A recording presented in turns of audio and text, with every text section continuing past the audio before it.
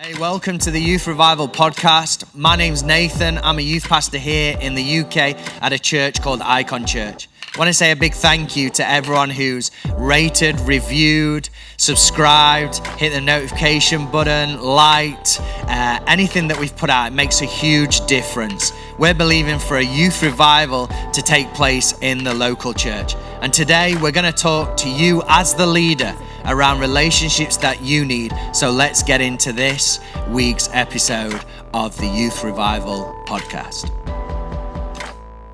So today I want to talk to you from the subject, 3 strong relationships every leader needs. I'll say it again so you can write it down.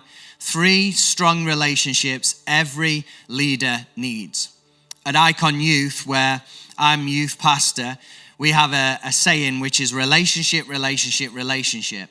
And if you asked any of our leaders, I hope they'd be able to say that that's kind of the journey a young person would undertake, a young person would go on as they come into Icon Youth. That first relationship would be a relationship with a friend, maybe the friend that brought them, but a big part of that first night that they connect with us is about them building other friendships and building other connections.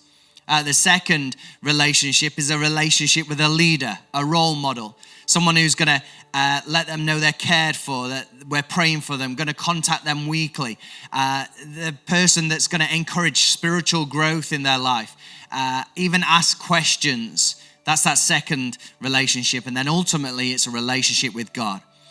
And that's where we want to get people to, that relationship with God and relationship with Jesus. And so many of our young people and so many of our leaders have taken on that journey. They've taken on that journey where they've been invited by a friend into youth. They built great friendships in youth. They built great friendship and relationship with a leader that caused spiritual growth, answered questions, and just great role models, knowing they were cared for, which ultimately led to a relationship with Jesus. But here, I'm kind of creating a leader's edition because I've been thinking recently, and amidst all of COVID-19 and everything that's been going on in the world, coronavirus and everything that's been going on in the world, when it first started in March, our big focus, and maybe for you there, a big focus for us in our youth ministry, rightly so, was all about let's care for young people. Let's make sure young people are cared for. They were off school and we were creating content constantly. We were putting things out every single day. We were trying to connect with them, trying to connect them to church and services and youth services that we were putting online. And we were like, are they connected? Are we having contact with them? And it was all about caring for young people.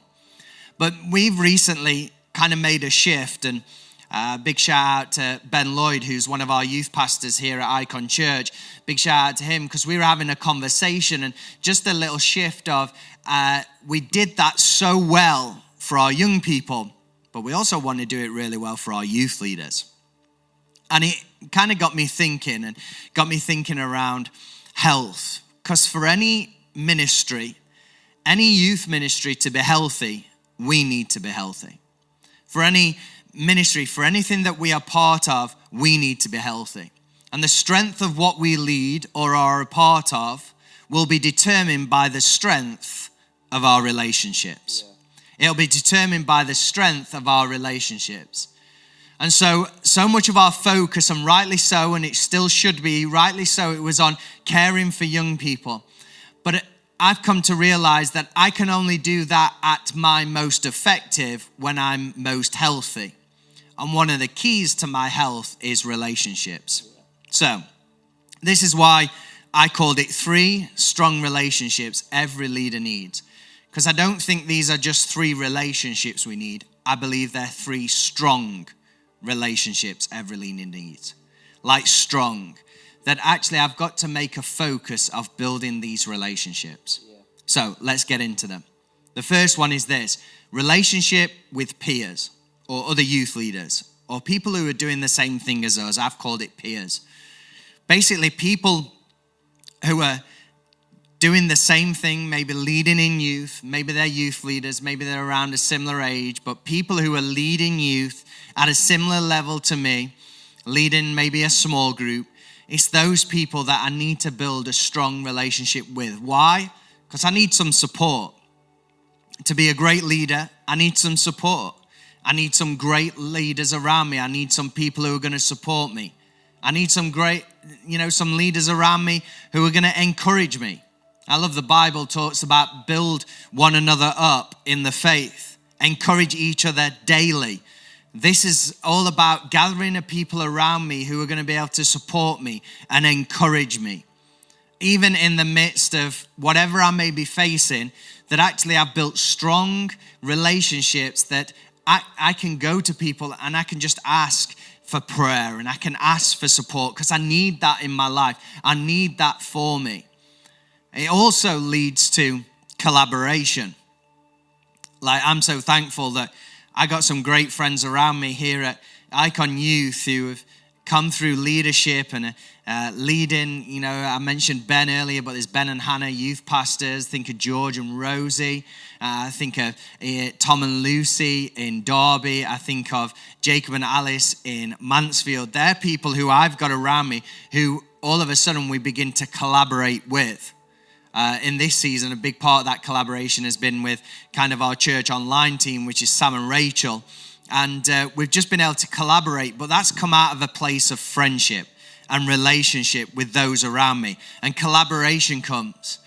And so, for some of us, we face issues, we face things. It doesn't seem to be working, but actually we're able to collaborate together to begin to find answers. I tried this and this seemed to work. You see what I'm beginning to say.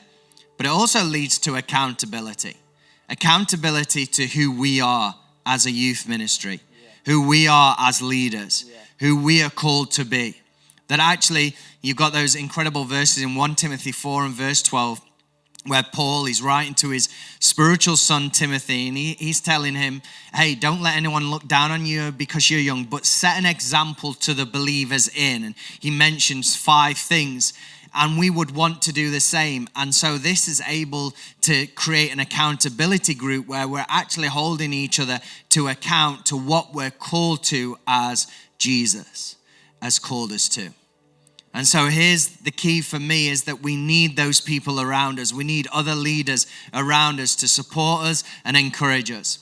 Recently, we had a great youth leaders meeting here at Icon Church, and our lead pastor, Paul Benger, came and spoke, and he said this: the kingdom of God is built on the tracks of relationship, unity, friendship, and partnership. The kingdom of God gets built through this group.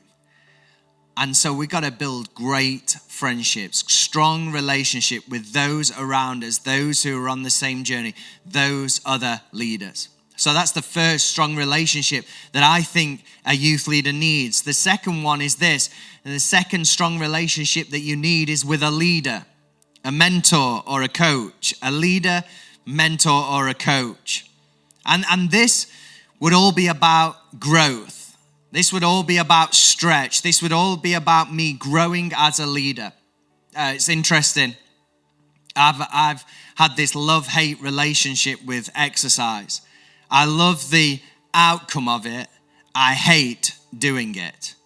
I've played football, semi-professional, and that's meant that I've had to be disciplined in certain moments, especially early on when I was playing at high levels. It meant I had to be really disciplined with my exercise, and I hated it because I don't like it. I loved the outcome that came on a Saturday when I ran onto the field and I felt fit and strong, and I felt like, you know what, I can compete with anyone on this field in terms of fitness and strength because I've done the work beforehand. But the thing is that in those moments where it was hard were the moments where muscles were being built, where I was growing in strength, growing in stamina, growing in pace. I was being stretched. I was having to stretch muscles and making sure I was flexible and agile to do all that I could do on the football pitch. You know, when you lift weights, actually what you're doing to your muscle is you're tearing your muscle, which sounds painful, but then it repairs itself stronger than ever before. And I really believe that this relationship that we need. This strong relationship with a leader will do that. It'll tear us at moments. It'll cut us at moments. It'll be uncomfortable in moments, but guess what it'll do? It'll make us stronger than ever before. It'll make us stronger than ever before. It'll grow us. It'll stretch us. But it's also a place where, and for many of these people, they'll be further along the line in terms of their personal life and their personal journey. It'll be a place where we can ask for advice. We can ask advice on relationships because maybe that person has been married for so many years. I don't want to ask relationship advice from someone who, has had 12 relationships and, got rid of, they've all ended badly. I don't want to ask relationship advice from those people. I want to ask relationship advice from those who've been doing this for years in the same relationship, being faithful. That's aside.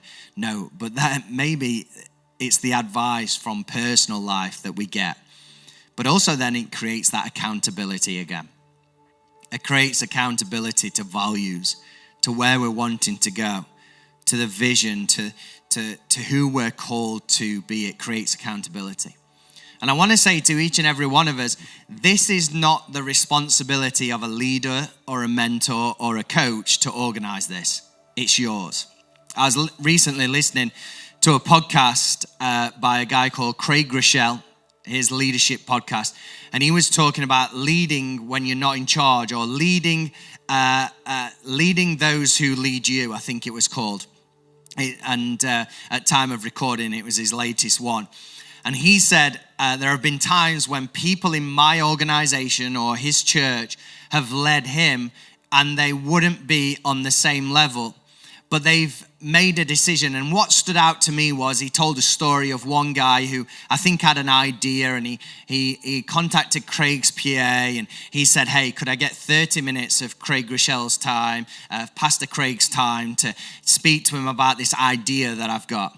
And so the PA organizes it, 30 minutes. So the guy comes in, sets his phone down, sets the timer going, 30 minutes, and hits start and gives the pitch, tells Pastor Craig about the idea, all of it, and then 30 minutes finishes, he stops it and says, hey, I know I've taken 30 minutes of your time. I want to thank you for that. If you've got any questions, feel free to come back to me. If you haven't, no worries. And he was going to walk out the door. 30 minutes are up, he's going to walk out the door.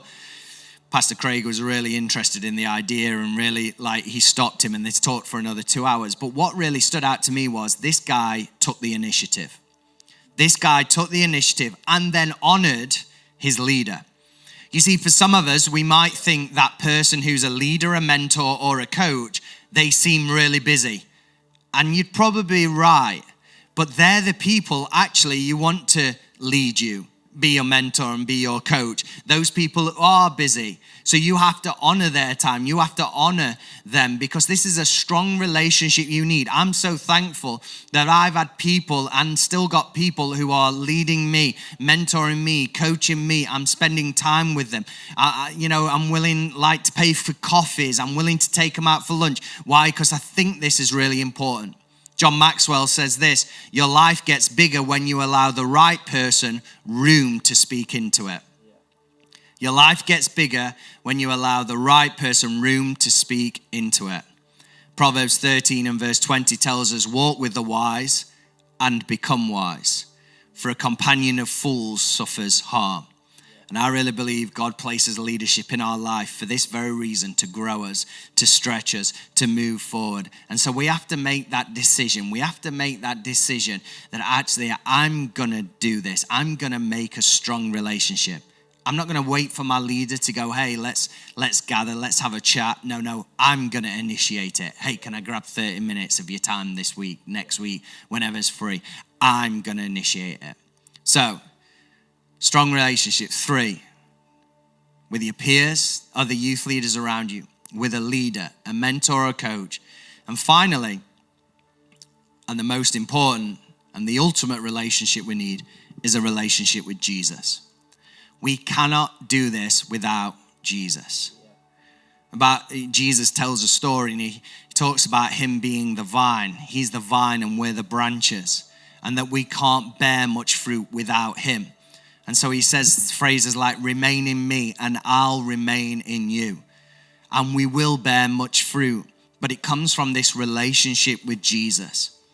And I want to encourage you, because maybe sometimes we get the title or we get the responsibility of youth leader given to us, and we have this incredible privilege, but then all of a sudden we step back from that encounter with Jesus. And here's what I'm talking about, because we're so conscious of what do young people think, or what do others think around me. You know, we come into a church service or even an online service now, but we come into a service, we even come into youth services, and we'll kind of step back from coming in with the attitude of, I can encounter Jesus tonight. Jesus could change something in my life. We step back because we're so conscious of what others may think. I'm meant to be a youth leader. Surely I'm meant to have everything sorted. Well, let me kill that. No, you're not. You're meant to encounter Jesus on a regular. Like, I don't want to come into services. I don't want to come in and go, do you know what? You know, if whoever's speaking speaks into an issue in my life, I don't want to stop that encounter, stop that moment where there could be breakthrough just because of my own thinking and my own insecurity of what will others think. No. If I'm healthy, the things I lead will be healthier. And you know what? Like, this relationship with Jesus is the ultimate. It's the ultimate. And so we come into services, we attend church, and we come in and we do this, and we come with passion and expectation that God is going to speak to us. Because I believe if we do that, young people will turn up exactly the same. And so really believe in that. But I also believe there's two other ways that we can make this a strong relationship. Firstly, let's have a prayer life. Like, not we need to pray in this moment life. No, a prayer life. We're asking for God for his wisdom and for his grace and to be filled with his Holy Spirit. We're asking for that actually that builds our relationship. We're praying for our young people. We're praying for those around us. We're praying for those other youth leaders that we're gathering around us. We're praying for our youth ministry. We're doing that, but we have a prayer life. That this is a daily rhythm. It's a daily rhythm in our life of prayer. And the second is a word life. That we have a daily rhythm of opening his word. Because I believe it's his word that brings about transformation. It's his word that will speak into our hearts. It's his word that will speak into our lives and will build us up like nothing else. And the power is in applying what is being said. So many times people will ask me and say, hey, how do I know if God's speaking to me? Or I don't think God's spoken to me much recently. And I'll be like, hey, just apply the last thing you heard. Just apply the last thing you heard, the last message, the last thing you heard, the last thing you heard in your devotion. Just apply that last thing, because we hear so much, but we apply so little. And so there's these three strong relationships we need to build. Every youth leader needs. We need this great relationship with other leaders, these peers around us, other youth leaders around us. Secondly, we need a strong relationship with a leader who is going to stretch us and grow us, and we need to be available for that. And ultimately, we need a relationship with Jesus. And I'll finish with this. I read a book recently, and a little quote in it, and really kind of encapsulated the book in terms of it was talking about habits. It said this: you don't fall to the level of your goals, you fall to the level of your systems. In each of these strong relationships we need, we could have great goals to have a strong relationship with other leaders. You know, one of the systems that we've put in place as Icon Youth here is that we've created what we're calling prayer groups. These are just like youth leader groups of 4 and 5 youth leaders, 4 and 5 youth leaders who gather every week, like around 15 minutes to pray for one another. But it's a place where support and encouragement can come. And the key is this, that all those youth leaders buy into that. Because, hey, guess what? This is a system, but I need to put into the system that actually I'm going to attend this and I'm going to get the most out of this. One of the things that I'm developing at the moment around being a leader who's able to mentor and coach, I'm going to put together kind of like just some coaching times where I've got 30 minutes where I'm able to just invest, and it's, kind of first come, first served. Who wants to be coached? Who wants this time to grow and stretch every single week? It's a system that we're putting in place. But we have to place systems in our own life so actually we build strong relationships. So to finish, I've just got 3 questions. 3 questions that we can all answer. Go away today and answer these. You can work with these with your leader. You can work with these with people around you. You can do this. But the first question is this: which of these 3 relationships would be the weakest and why? If you identified which would be the weakest. And this is not to say, oh, you're terrible at building that relationship. No, this is a moment to be completely honest and say, this is the weakest and here's why, so I can identify that. Because the next question is this: what is one thing you can start today that will improve that relationship? What's one thing, just one thing that you could do today that will improve that relationship? What's one thing that I could start today that will improve that relationship? And the last question is this: what system will you put in place to ensure that relationship becomes and remains strong? You don't fall to the level of your goals, you fall to the level of your systems. So what system are you going to put in place to make sure that my relationship with my peers is strong? Those other youth leaders around me. What system am I going to put in place to make sure my relationship with a leader, a mentor, or a coach is strong, so I can grow and stretch in my leadership and I can move forward? What system am I going to put in place so my relationship with Jesus is strong? What's the system I need to put in place? Imagine, just take a moment to imagine a healthy you, strong in all these 3 areas. Imagine the growth in your life, but imagine the impact that would have on your ministry, on the young people you lead. Imagine the impact that it would have as you do this today. So let's be a people who build these 3 strong relationships that every youth leader needs. Thanks for listening to the Youth Revival podcast. Again, if you could like, share, rate, review, wherever you're consuming this content, it makes a huge difference to us. And we're believing right where you are that a youth revival could take place in the local church. So we'd love to pray for you, and we'd love to believe and stand with you and help you in building that youth revival. So feel free to get in touch with us in whatever way you can through our social media. Make sure you follow us on there. But we look forward to seeing you next time on the Youth Revival podcast.